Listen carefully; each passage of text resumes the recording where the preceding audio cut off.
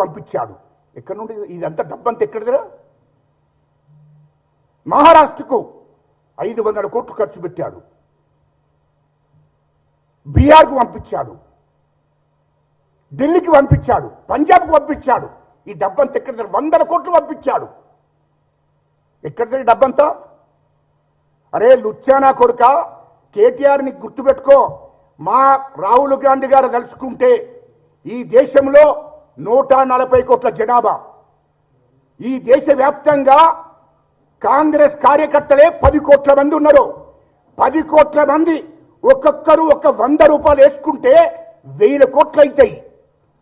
ఒక్కొక్కరు ఒక 100 రూపాయలు వేసుకుంటే 10 కోట్ల మంది కార్యకర్తలు అందరూ కలిసి ఒక్కొక్కరే ఒక 100 రూపాయలు వేసుకొని జమ చేసి రాహుల్ గాంధీ గారికి పంపిస్తే దేశవ్యాప్తంగా పార్టీ నడుస్తుంది. అది గుర్తుపెట్టుకో లుచ్చానా కొడుక. నీ లెక్క దోపిడీ చేసి సంపాదించిన డబ్బు మా రాహుల్ గాంధీ గారి దగ్గర లేదురా. ఇప్పటికి కూడా చెప్తున్నా, నీకు ఇష్టం వచ్చినట్టు మా రాహుల్ గాంధీ గారిని ఇష్టం వచ్చినట్టు నీ చరిత్ర నాకు తెలియదారా భయ్? ఒక్క హీరోయిన్కి నువ్వు ఎంత ఇచ్చినవురా నువ్వు మంత్రిగా? 2022 జనవరి 24 తారీఖు నాడు అరే నువ్వు ఒక్క హీరోయిన్కి 100 కోట్లు ఇచ్చి ఒక విల్ల కొనిచ్చి ఆర్డీ కారు కొనిచ్చింది. మాకు తెలియదారా? ఆ డబ్బు ఎక్కడి నుండి వచ్చింది చెప్పరా తెలంగాణ ప్రజలకు? ముంబైలో నీవో ఏ హోటల్లో దిగినవో నేను చెప్పన్నా. ముంబైలో నీ చరిత్ర మొత్తం నా దగ్గర ఉంది. నేను అందుకోసమే చెప్పిన. నేను ముంబైలో తాజ్ కృష్ణ హోటల్లో దిగి 328 రూమ్ నెంబర్లో ఉండి నువ్వు ఒక హీరోయిన్ ఇక్కడ వచ్చినటువంటి హీరోయిన్కి ఆర్టీ కారు కొనిచ్చావు, 100 కోట్లు ఇచ్చావు. 35,000 కోట్లతోని నీవు ముంబైలో విల్ల కొనిచ్చినవా ఒక హీరోయిన్కి? ఆ డబ్బు ఎక్కడి నుండి వచ్చిందిరా భయ్? 35,000 చిల్లర, 35,000 చిల్లర,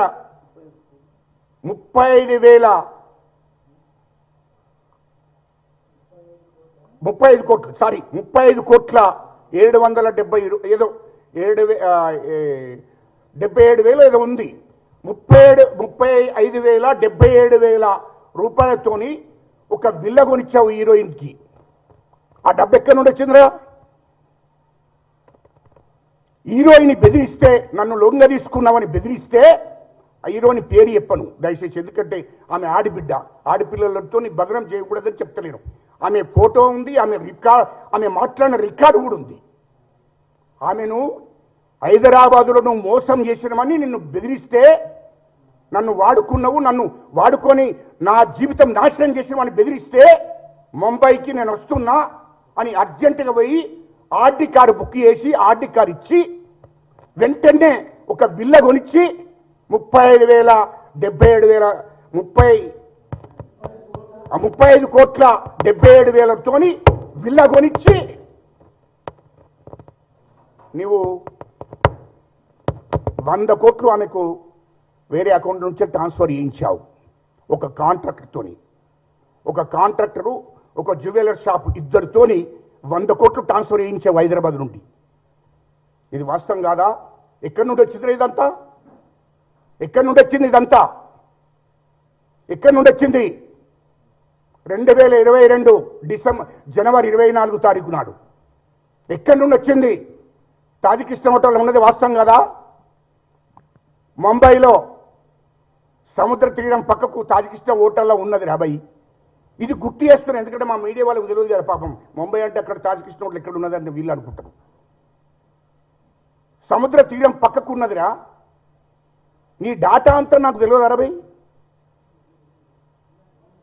నీ ఉన్న రూమ్ నెంబర్లతో సహా ఢిల్లీలో పోతావు. ఢిల్లీలో పోయి ఆమె మైసూర్లో సినిమా షూటింగ్లు ఉన్న అమ్మాయి, కొత్త అమ్మాయి, సినిమా షూటింగ్లు ఉన్న అమ్మాయిని నువ్వు ఢిల్లీలో లలిత్ హోటల్కి తెప్పించుకున్నది వాస్తవం కాదా అరబై?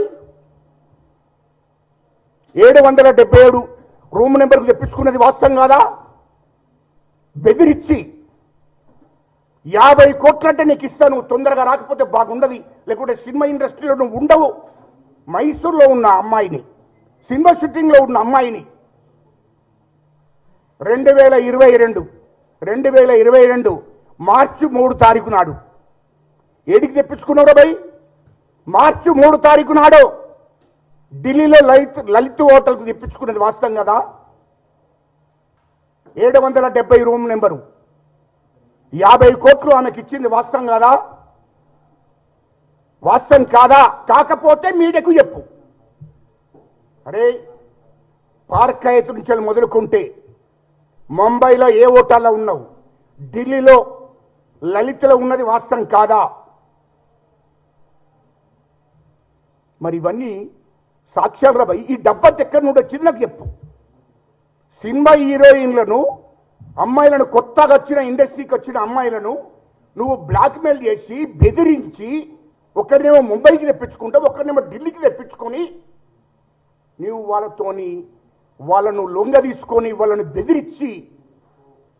బెదిరిస్తే నీ మాటలు రికార్డ్ చేసినటువంటి అమ్మాయిని రికార్డ్ చేస్తే నీకు మంచి విల్లా కొనిస్తా, బెంగళూరులో మంచి విల్లా కొనిస్తా, 50 కోట్లు ఇస్తాను చెప్పడంతో ఒక మధ్యవర్తితోని, ఒక సినిమా డైరెక్టర్ మధ్యవర్తితోని ఆమె సైలెంట్గా ఉండిపోయింది. ఆమెను బెదిరించావు. ఎంతమంది జీవితాలను నాశనం చేసిన వాడు నువ్వు. అధికారంలోకి వచ్చినాక బీఆర్ఎస్ పార్టీ అధికారంలోకి వచ్చింది కాబట్టే కదా ఆస్తులు కోట్ల రూపాయలు నువ్వు సంపాదించిన అహంకారంతోనే కదా ఇవన్నీ వేసుకుంటూ వచ్చావు. ఒక్కటి కాదు, 2 కాదు, నీకు ఇంకా ఉన్నది. ఇంకా నీ ఎపిసోడ్ అంతా ఇంకా నా దగ్గర ఉన్నది.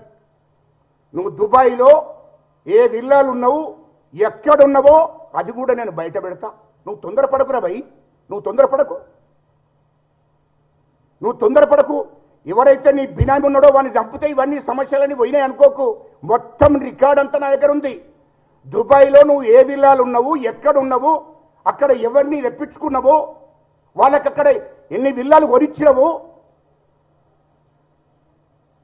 ఎంతమంది అమ్మాయిలను ఆడిబిడ్డలను మోసం చేసినవు రా భయ్. నువ్వు ఏం తమాషా చేస్తున్నావా? లుచ్చానా కొడుక, నువ్వు దుబాయ్లో ఏం చేశావో, లండన్లో ఏం చేశావో మొత్తం నా దగ్గర ఉంది. మొత్తం నీ డాటా అంతా నా దగ్గర ఉంది.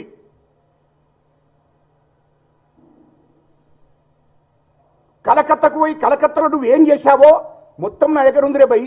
నువ్వు 10 ఏళ్ల మంత్రిగా హైదరాబాద్ పార్క్ హయత్ నుంచి మొదలుకుంటే ఇండియా మొత్తంలో దాదాపు 3-4 రాష్ట్రాలలో నువ్వు మకాం వేశావు. ఇది వాస్తవం కాదా? ముంబైకి నువ్వు ఎన్నిసార్లు పోయినావో నా దగ్గర ఉందిరా. ఇంకా ఇప్పుడే కాదు, ఇంకా చాలా ఉన్నాయి, బయట పెడతా, తొందరపడకు. పార్క్ హయత్ మొదలు బయట పెట్టినా ఇప్పుడు 2వది. నువ్వు ఎంత డబ్బులు ఇచ్చావు, ఎంత వాళ్ళకి ట్రాన్స్ఫర్ చేశావు, ఆర్టీ కార్డు ఎక్కడ కొనిచ్చావు, విల్లా ఎట్లా కొనిచ్చావు, విల్లా డబ్బులతో సహా నా దగ్గర రికార్డు ఉందిరా భయ్. 100 కోట్లు 3 నెలలు వాడుకున్నావు అమ్మాయిని, సినిమా ఇండస్ట్రీకి సంబంధించిన అమ్మాయి. నీ అహంకారంతో నువ్వు సినిమా అంటే నీవు అధికారంలో ఉన్న అయ్యే ముఖ్యమంత్రి, నేను మంత్రి, నన్ను ఏం చేస్తారు అన్నది అంతో. ఇది వాస్తవం కాదా? వాస్తవం కాకపోతే చెప్పురా భయ్. నీ కొడుకు మీద ప్రమాణం చేసి చెప్పురా భయ్.